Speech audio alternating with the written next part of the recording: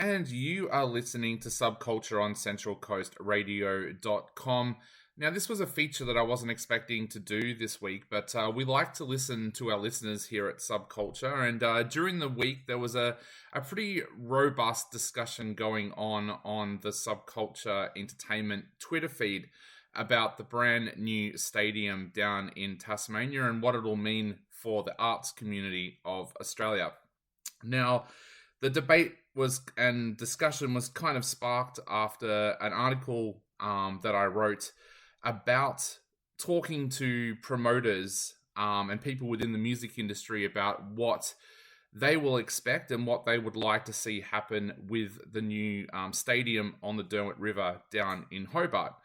Some people asked genuine questions. There was one guy who seemed to think that everything we said was wrong, and that's his prerogative. He can have that view. I only got offended when he started to bring into question the professionalism of our show and also things like that.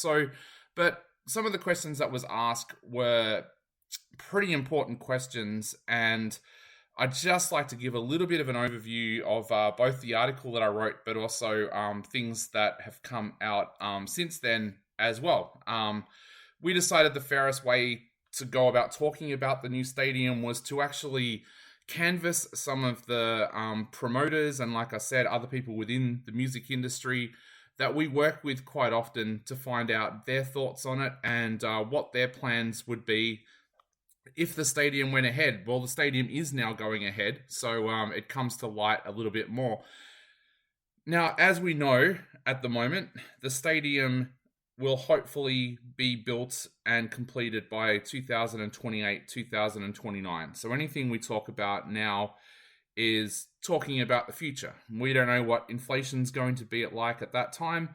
If you listen to our Subculture After Dark show, you will know that some bands don't really want to tour Australia at the moment because of the Aussie dollar and the cost of getting here and the cost of getting around with fuel and stuff like that. So we've kind of got to discount all of that stuff out of the equation when we have this discussion about what's going to happen in 2028, 2029. Now, what we know at the moment is that according to the Tasmanian government press release that was sent out to various outlets, including ours, they are hoping to have 44 events at the stadium every year. That's the amount that they've come to. I have absolutely no idea how they've reached that figure, but that's the figure that they are hoping will be a bare minimum. That will include AFL, it will include cricket, it will include concerts, which is what we're going to discuss. And there is also a very big push at the moment for them to try and get some rugby union, rugby league, and soccer games, potentially from Melbourne clubs on loan kind of deal, like what we see now with Hawthorn and North Melbourne, I guess, in the AFL playing down there. Now, when it comes to concerts, talking to various promoters, they've said that they feel, well, one in particular felt that one of the ideas that Tassie should really explore is to make this a really kind of boutique concert experience stadium.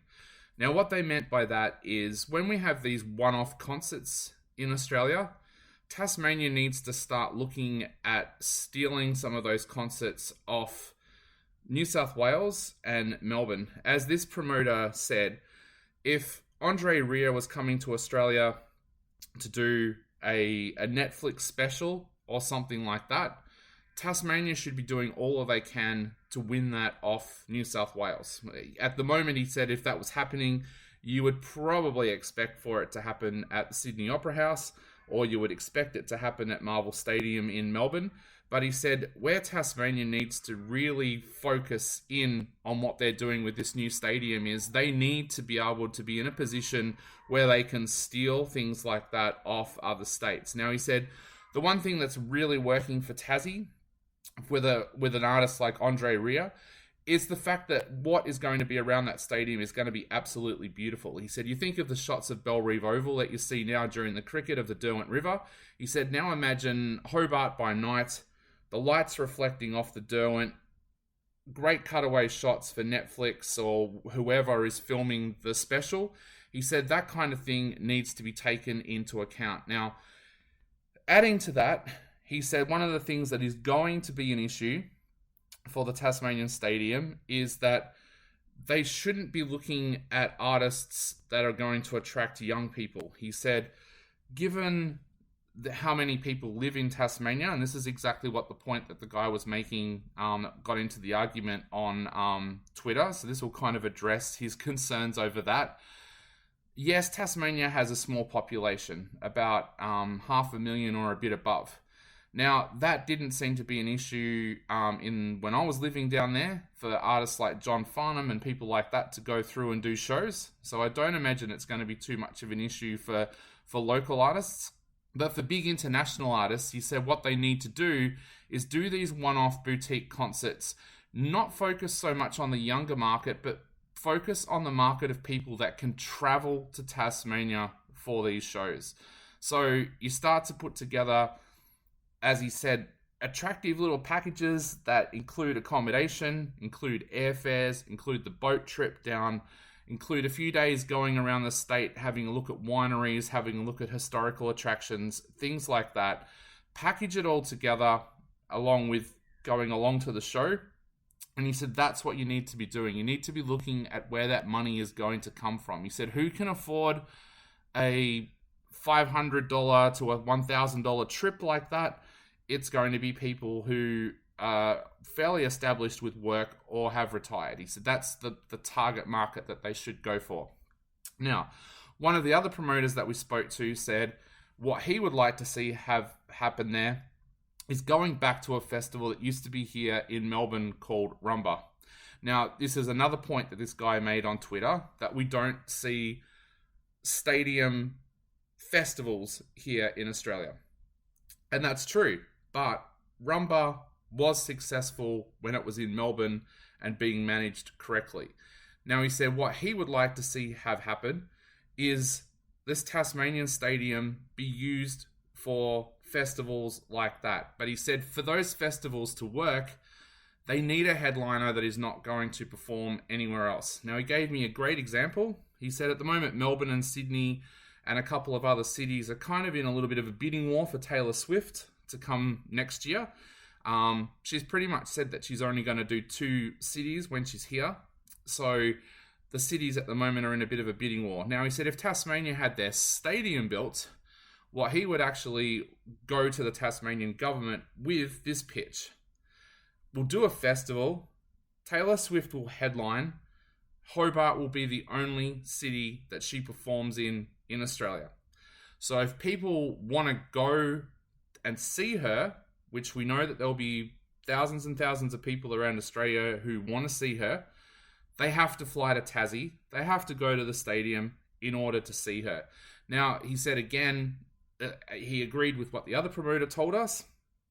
No, it's not going to work for younger audiences, like this kind of thing. You're not going to be able to put on a show with artists like Listen Esso and people like that and have a festival at this Derwent Stadium and have that work with people wanting to fly in. It's got to be big international names. And he said, look, Taylor Swift, someone of her caliber, it would probably work without a festival idea. But he said if you were going to do a festival at this brand new stadium, it would have to be somebody of her caliber headlining it to get people to come there.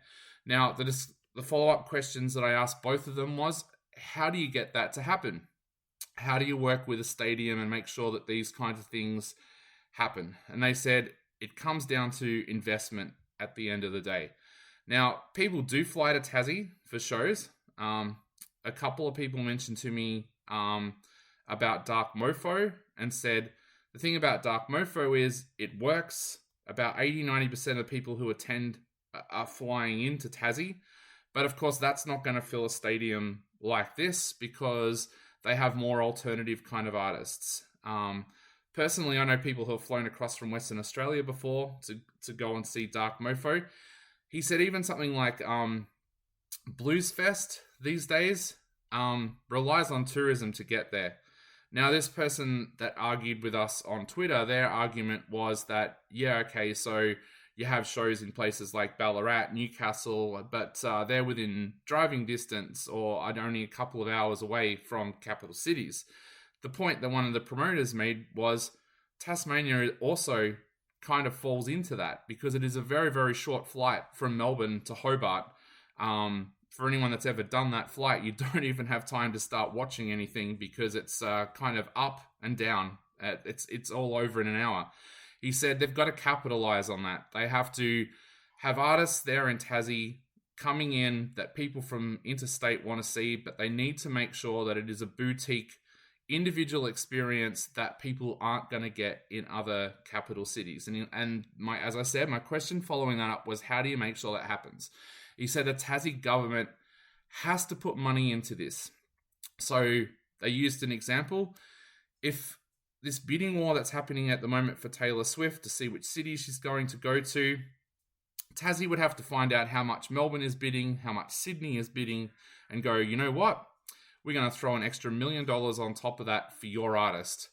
If you make the artist want to perform there, he said, then it's pretty much a shoo-in. So if you work with the label, work with the artist, throw a little bit of money on top, the investment will work. One of the other promoters that I spoke to, they deal in much smaller festivals, and they said it probably wouldn't be something that they would look at. If they did go to Tassie, they'd probably look at hiring a field somewhere or something like that.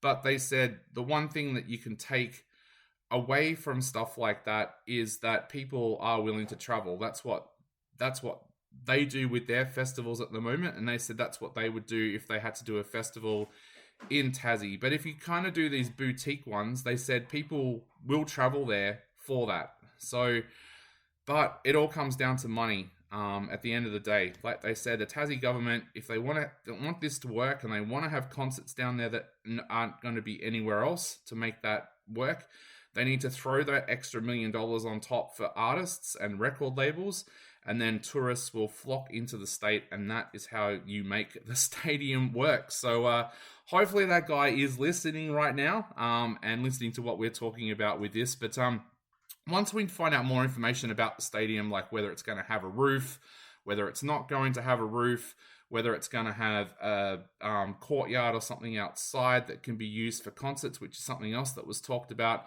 we'll actually get some of the promoters on the show to talk about it and talk a little bit more about that then. But like a lot of them said at the moment, it's just dreaming until we know what is actually going to happen with the stadium, how it's going to look and everything. But they are some of the ideas that they are playing around with at the moment. And you are listening to Subculture on centralcoastradio.com, and we welcome all of that feedback on social media. So make sure you hit us up on social media.